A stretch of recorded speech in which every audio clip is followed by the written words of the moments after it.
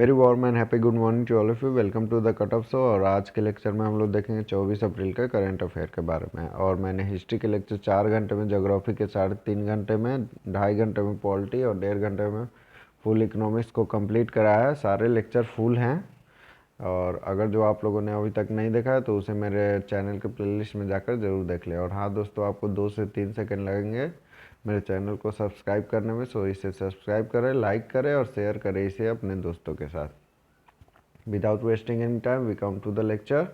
पिछले वीडियो में मैंने पूछा था what is the rank of India in world press freedom index, तो करेक्ट आंसर इज 142। दोस्तों 180 कंट्रीज की रैंकिंग जारी की जाती है जिसमें इंडिया का बहुत ख़राब रैंक है 142। तो याद रखिएगा ये होता क्या है, तो इसमें जो है हमारे जर्नलिस्ट को कितनी फ्रीडम दी जाती है बोलने के लिए, ये तय करता है। ठीक है, तो उसमें हमारे इंडिया का बहुत ख़राब रैंक है 142 आउट ऑफ 180 कंट्री। आगे देखते हैं हम लोग, what is the amount of insurance cover of health worker by prime minister गरीब कल्याण योजना। ठीक है दोस्तों, पिछले साल ही कोविड-19 के कारण हम लोग देख रहे थे कि हेल्थ वर्कर जो है, जो भी है डॉक्टर, नर्स, स्टाफ जो है, हेल्थ स्टाफ, वो लोग हमारी बहुत हेल्प कर रहे थे। तो इसके कारण 50 लाख का बीमा कवर इंश्योरेंस जो है प्राइम मिनिस्टर गरीब कल्याण योजना के तहत दी गई थी। तो the correct answer is 50 lakh. तो याद रखिएगा, और इसे इस साल भी एक्सटेंड कर दिया गया है। Next question, who has been selected as new Mrs World in 2020? The correct answer is Kate Schneider. दोस्तों कैट स्क्रीडर को मिसेज वर्ल्ड जो है 2020 का चुन लिया गया है। पहले तो पुष्पिका डे सिल्वा और कैट स्टीकर दोनों थी मिसेज वर्ल्ड, लेकिन पुष्पिका डे सिल्वा जो है एलिजिबल नहीं बन पाई मिसेज वर्ल्ड के लिए क्योंकि इनका तलाक हो गया है। ठीक है, तो कैट स्टीडर को फाइनली चुन लिया गया मिसेज वर्ल्ड के प्रतियोगिता में। रैचल ब्लैकमोरे कौन है? पहली वुमेन जॉकी है जिन्होंने कि Britain grand national horse race को जीता है। सरिता मोरे जो है एशियान रेसलिंग चैंपियनशिप में 69 केजी कैटेगरी में इन्होंने गोल्ड मेडल जीता है। आगे देखते हैं, world book and copyright day as well as English language day is celebrated on which day? The correct answer is 23 अप्रैल।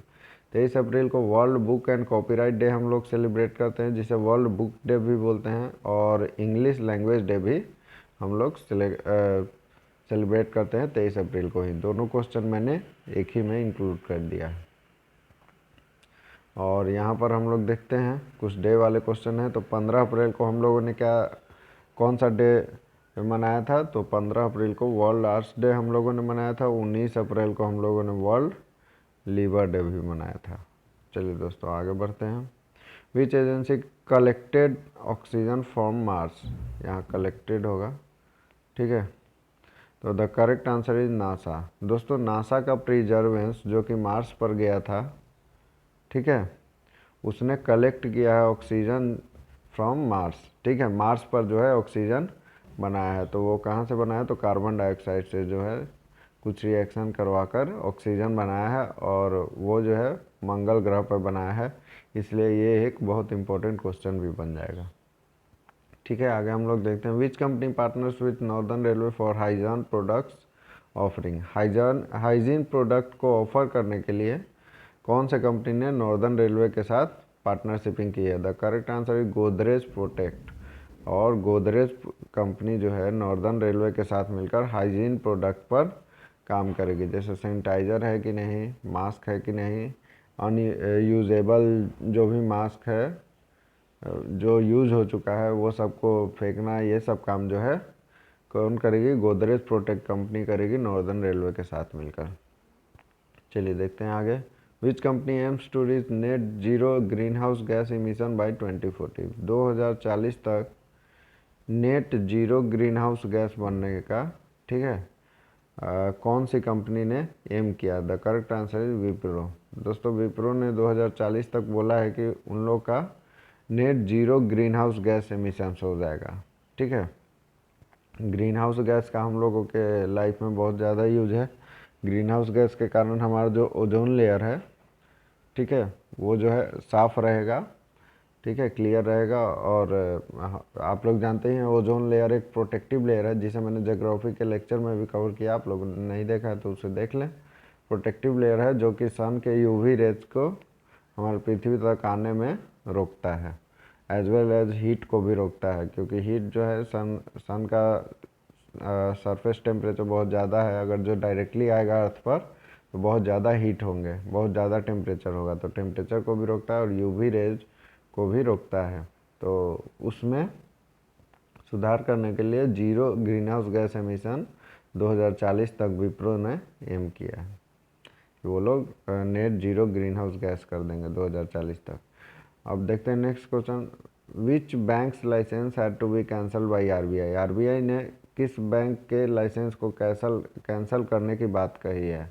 तो द करेक्ट आंसर इज संबंध फिनसर्व प्राइवेट लिमिटेड। संबंध फिनसर्व प्राइवेट लिमिटेड एक bank है जिसको कि RBI ने notice भेजा है कि इसके लाइसेंस को वो कैंसिल कर देगी, ठीक है।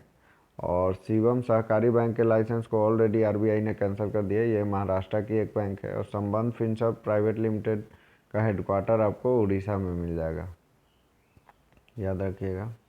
नेक्स्ट क्वेश्चन देखते हैं, who has been selected as first women chairperson of NASSCOM. तो नास्कॉम का फुल फॉर्म होता है national association of software and services company, और इसकी पहली महिला चेयरपर्सन बन गई है रेखा एम मेनन, ठीक है।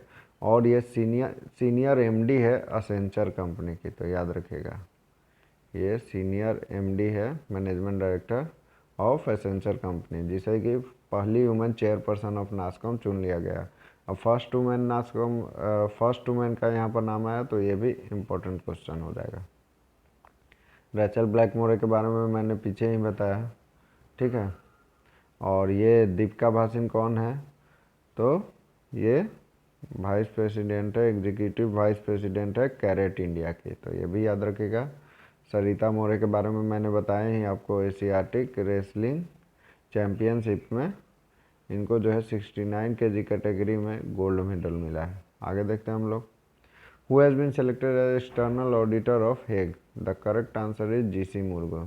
दोस्तों हमारे कैग यही हैं, जीसी मुर्मू, जिनको कि एक्सटर्नल ऑडिटर ऑफ हेग के रूप में चुन लिया गया है। तो हेग के एक्सटर्नल ऑडिटर कौन है? जीसी मुर्मू, और ये हमारे देश के कैग भी हैं। सिद्धार्थ लोंगियम, इनके बारे में जानते ही हैं, ये डीजी बने हैं नाडा के, नेशनल एंटी डोपिंग एजेंसी के।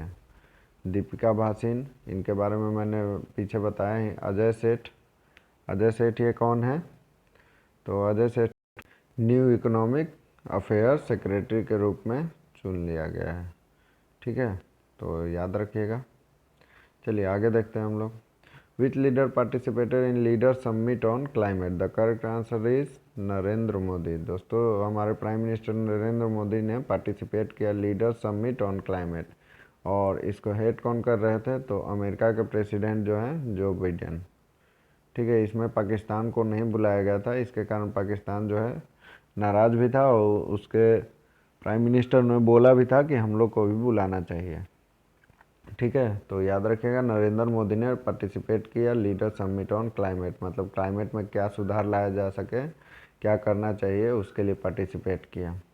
हर्षवर्धन सिंह ने, आप लोग को पता ही होगा, आहार क्रांति नाम के योजना को लॉन्च किया था, जिसके तहत बैलेंस डाइट करना हम लोग के लिए कितना ज़रूरी है उसके बारे में बताया गया। रमेश पोखरियाल निशंक ने, इनके बारे में आपको पता ही होगा, इन्होंने लॉन्च किया था ड्यूरो किया सीरीज, जो कि अफोर्डेबल और हाइजीन प्रोडक्ट है, जो कि 99.9% जर्म्स को इंस्टेंटली किल कर देता है, ठीक है। आगे बढ़ते हैं हम लोग, और इसे डेवलप किया था आईआईटी हैदराबाद में ने, तो ये भी याद रखिएगा। आगे बढ़ते हैं हम लोग, what is the GDP growth rate of India as per prediction of S&P projects for 2021 and 22, मतलब फाइनेंशियल ईयर 22 के लिए, ठीक है। जीडीपी ग्रोथ रेट क्या है S&P प्रोजेक्ट ने जो कि प्रेडिक्ट किया? The correct answer is 11%। तो याद रखिएगा S&P प्रोजेक्ट जो कि एक इकोनॉमिक कंपनी है, फाइनेंशियल कंपनी है, उसने 11% बोला है कि इंडिया का जीडीपी रहेगा फाइनेंशियल ईयर 22 में, ठीक है, तो याद रखिएगा। वहीं देखते हैं हम लोग, ICRA ने कितना बोला है? तो 10.5% बोला है, और केयर रेटिंग्स ने कितना बोला है? तो 10.2% बोला है केयर रेटिंग्स ने, तो ये भी याद रखिएगा। आगे बढ़ते हैं हम। What is the rank of India in world economic forum, WEF मतलब वर्ल्ड इकोनॉमिक फोरम, ठीक है, global energy transition index. Global energy transition index में इंडिया का कितना रैंक आया है? The correct answer is 87। तो दोस्तों याद रखिएगा 115 कंट्रीज में ये रैंक जारी किया जाता है, जिसमें 87 जो है इंडिया का रैंक आया है। तो टॉप कौन किया है? तो याद रखिएगा स्वीडन ने इसे टॉप किया है, ठीक है। और 142 तो मैंने बताया वर्ल्ड प्रेस फ्रीडम इंडेक्स में इंडिया का रैंक है। चलिए आगे हम लोग देखते हैं। Who has been appointed as chairman of board of director of MMA of India. ये मेरा आज का क्वेश्चन रहेगा आपसे कि किसे अपॉइंट किया गया है chairman of board of director of MMA of India. MMA का फुल फॉर्म होता है मोबाइल मार्केटिंग एसोसिएशन। ऑप्शन है आपके अमित जैन, किम बु क्विन, मून जे इन और गुलर्मो लासो। किम बु क्विन दोस्तों प्राइम मिनिस्टर बने हैं साउथ कोरिया के, ठीक है। और साउथ कोरिया के प्रेसिडेंट कौन है? मून जे इन। और उसके प्रेसिडेंट ही सेलेक्ट करते हैं कि प्राइम मिनिस्टर कौन होगा। चलिए ठीक है, तो इस क्वेश्चन का आंसर आप दीजिएगा मुझे कमेंट बॉक्स में। And have a nice day and stay safe and stay healthy.